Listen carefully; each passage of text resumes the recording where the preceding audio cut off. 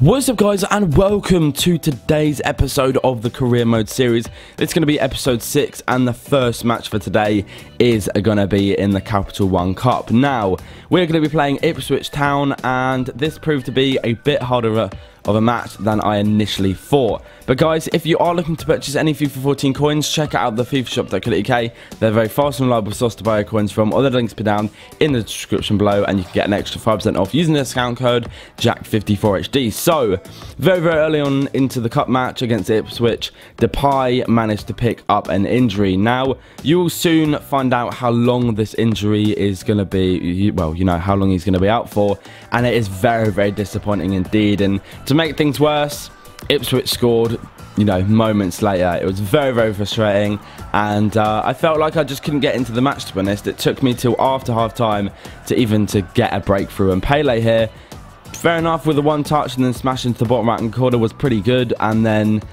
you know, obviously it rebounds off the post, and he's managed to get a really nice just rebound slide into the back of the net. And that as well, that was good for me, because it meant, you know, it gave me a bit of a breather.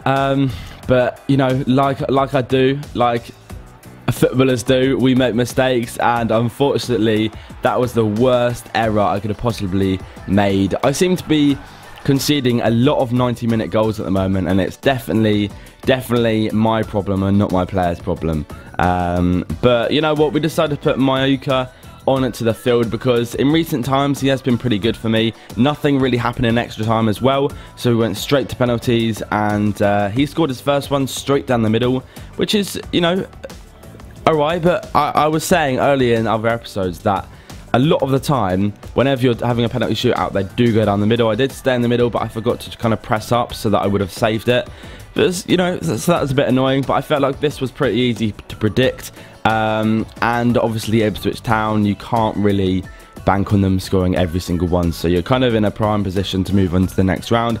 Gaston Ramirez then is next up for the penalty taken, and he slots home into the left hand corner. I've always struggled to kind of, with my penalties, to actually get them right in the corner. I've always been too scared that I'd miss them, and luckily there, Butland makes off an absolutely fantastic save, and this puts us in a prime position to win this match. I think if Tadic scores, and then we can either save one more or score the one after he saved, we can actually go on and win this pretty early on. And Tadic, of course, he's going to slot that home. He's got a fantastic left peg, and you know, pretty easy just to get past that Ipswich goalkeeper, and he misses the goal there, and that is us through to the next round of the Capital One Cup, and that sends us straight through into the quarterfinals, lads. So we've already met the board's expectations, we've already, you know, exceeded them, so I'm going to be pretty happy when we come up against our next match. It will take the pressure off a lot, but it's going to be my main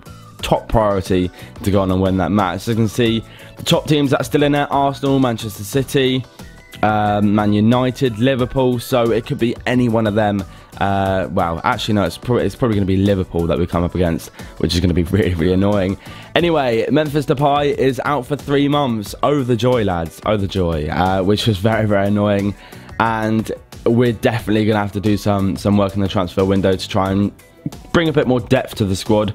Omar Rowe, the player that I actually gave a bit of a chance, who's I think just turned 18 or 19 in that Ipswich Town match, has obviously thanked me through the board, and this is our energy so far. I was thinking a lot of the times when you have, you know, matches that come up quite quick on you, especially if you have cup matches in between, it's very hard to keep players energized, and of course when you don't have much depth in the squad, that can be very frustrating. But our next match was against Chelsea, and we managed to open the scoring very early on, and I believe this was Stephen Davies, and this guy is absolutely bloody class. This is one of the first times I've actually used him on this career mode so far, and I'm really annoyed at myself that I haven't actually used him before this period, because he is such a great player. He almost feels like he has a bit of flair to him, even though he doesn't have skill moves. I don't know why. He just feels great to use in the ball, and he's a player which I hope will be progressing for us in the coming games and seasons. So they did get an equaliser, and then bang, of course they're going to score another one. I'm very bad at, you know, conceding late goals, which cost me dearly, and I think when this happens, it's just teams outclassing me, and it's me just needing to kind of bring a bit more depth to my squad so that in the 65th, 70th minute, I can bring on players which will be able to, you know, make an impact and, you know, hopefully, you know, just help our team see the game through. That's what I think I lack massively. But yeah, that was a very disappointing result. And then Fulham was our next match in the Barghest Premier League as well. And I think we're sitting on about 16th, you know, 15th, 16th spot in the league, which is not ideal. I would love to be in a better position than that. But, you know, hopefully time will tell. Southampton, we actually score. We scored very, very early on, and that was nice for us because it gave us a bit of a cushion, of course, and did kind of take the pressure off. But as you can see here, Fareoh doing a bit of work. He passes it back. And, you know what, into the middle of the box. And just look at that. That is just so frustrating.